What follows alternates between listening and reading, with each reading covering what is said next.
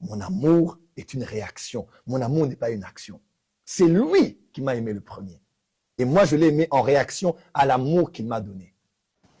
Lorsque vous lisez le Nouveau Testament, surtout les Épîtres, vous tombez sur une écriture qui semble contredire la parole de Jésus, c'est que vous aviez mal compris l'écriture. Alors, avant de chercher à comprendre cette contradiction, je vous conseillerais d'abord de croire aux paroles du Maître plutôt qu'aux paroles des disciples. Croyez d'abord en ce que Jésus a dit, car c'est lui, le Maître, c'est lui, la grâce de Dieu.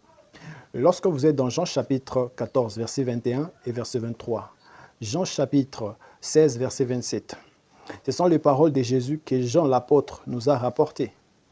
Le Seigneur disait dans ces passages que celui qui m'aime sera aimé de mon Père.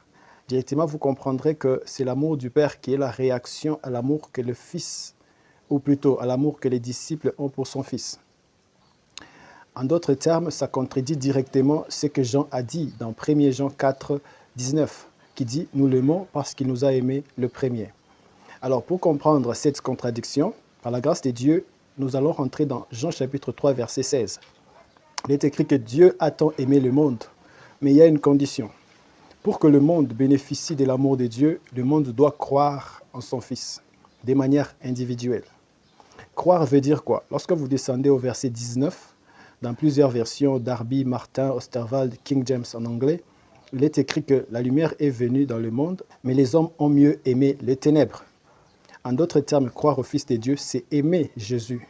Voilà pourquoi Jésus a dit, celui qui m'aime sera aimé de mon Père. Dieu a dit